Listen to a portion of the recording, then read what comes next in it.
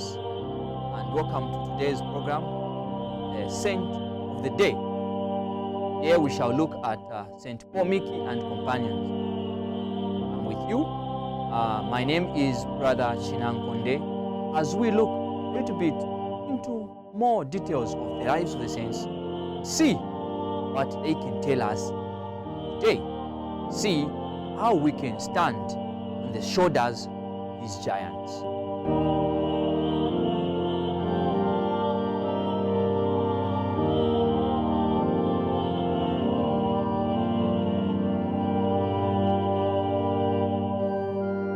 Saints Paul, Miki and companions martyred February 5th, 1557, patron saint of Japan. Canonized by Pope Pius IX on June 8, 1862. Saint Paul Miki was born around 1552, died as a martyr in 1557.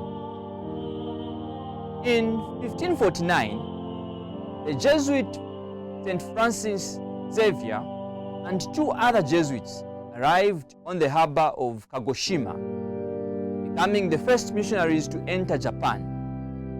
In less than 65 years, they managed to convert as many as 300,000 to Christianity. Christian mission was going well. In 1587, however, things began to change. The Buddhist monks were increasingly concerned about the growing number of Christians. They sowed discord and brought political tension for Hideyoshi, the ruler of Japan. Before this, Hideyoshi was friendly with the missionaries and welcomed them. But because of the tension, Hideyoshi outlawed Christianity and gave the missionaries 6 months to live.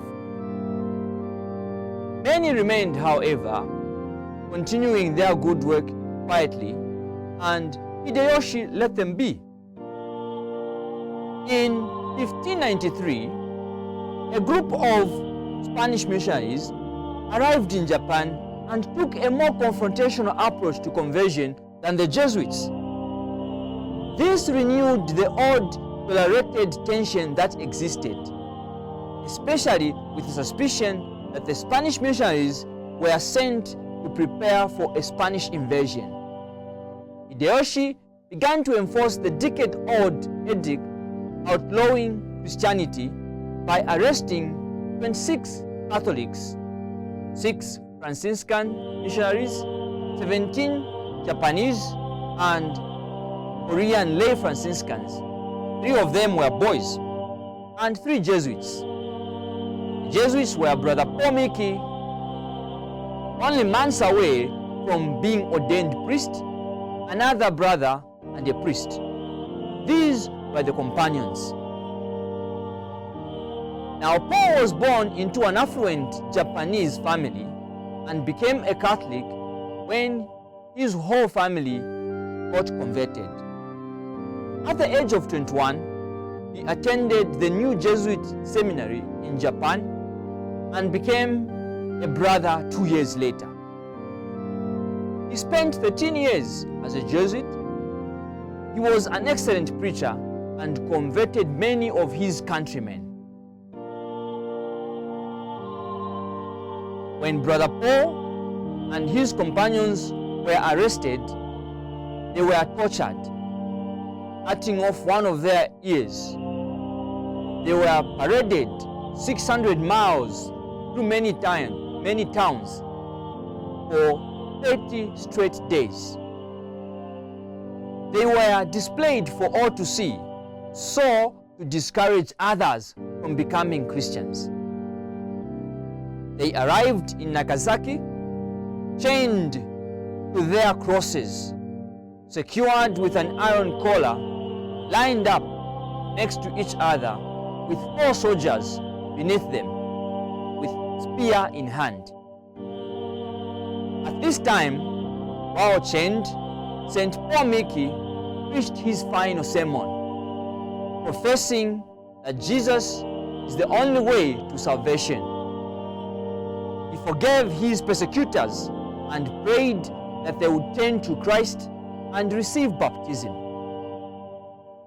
Miki continued to encourage the others as they all awaited death.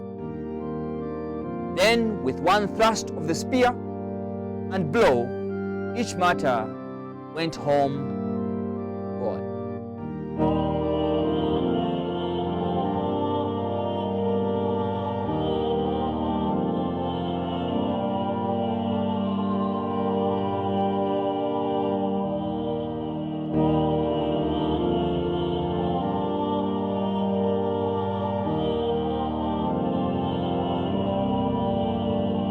What is our reflection from the life of St. Miki and companions? My first question would be, why didn't they just leave? Why didn't they just leave and go when they were told to leave? They could go anywhere. They could shake off the dust from their feet, as is recorded in the Bible somewhere, and go to another place to preach, sparing their lives. Why didn't they just leave? Well, if you love someone or something, or you have something that you value, you don't just leave. If you know you're on a mission, if you know God has given you a mission to do something, even when you are threatened with death, instead of that telling you to leave, run for your life, actually converts you into a more staunch believer in the mission that you have been sent to do. If you love someone, like Miki and companions love Jesus Christ, today, if you love someone, as we fall in love as human beings, as we love our children, as we love other people, we are also encouraged to hang on. Because when Hideyoshi said leave, others left. But they remained. They remained because there is value. There is something that they see. There is something that is worth holding on to. They hang on for the gospel. They hang on for what is good. Today, it is amazing how we hang on for many other things. For the promise of a job, even when we've been told there are no jobs. For a payment, even for just a 20 kwacha. We can hang on and wait. We even give excuses on behalf of others that, maybe my boss was just angry. Maybe he or she is not just seeing it from this angle. And there's nothing wrong with that. That is powerful. Because it keeps our hope afloat. It allows us to try again and again and again. This is what kept St. Miki despite being told to leave Japan. In our relationships, there are many breakups, separations, divorces that can be saved by hanging on with the good that is possible. I'm not saying stay in a relationship at the expense of your life. I'm just saying many situations can be conquered by staying on one more day and doing good. Just one more day. One more try.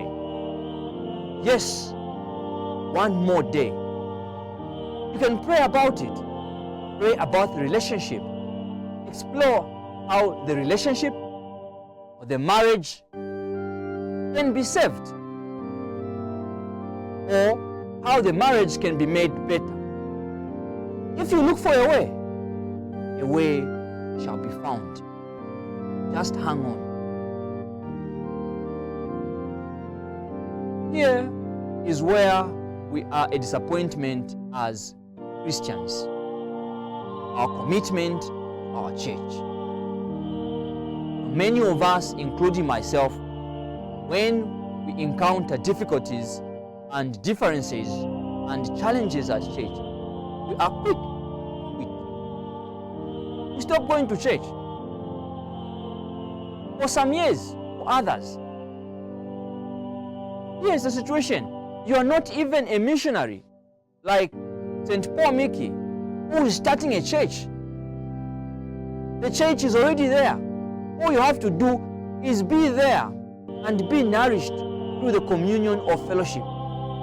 Yet we say, this one said that, this one said this. No, I don't feel like I'm appreciated. Okay, go to another parish then. But I can assure you, even there, someone will offend you just as soon.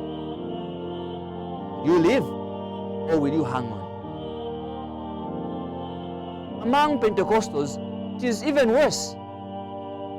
I feel pity for my Pentecostal pastors and friends, because there they are in trouble. People just stay for a moment in your church, they are there for a month or two, they disappear. They go to another church. Where the music plays the loudest, they go there. Where they hear this happened, they go there. People keep moving. They don't have the sense of commitment, the sense of purpose, the diligence to stay on and build something. Saints like St. Paul Miki would have built nothing if they took such a position.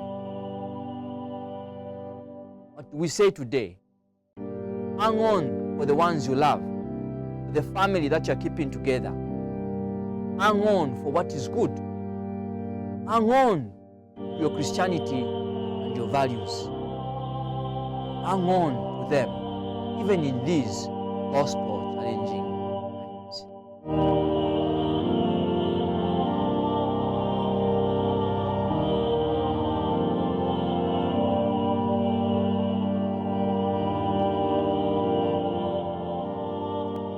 Dear viewers, thank you for having accompanied me, for having journeyed together through the life of St. Paul Miki. We shall meet on the next program when we look at another saint and see what it is that we can learn from that saint. Remember to hang on. All that is good. Stay blessed and have a good day.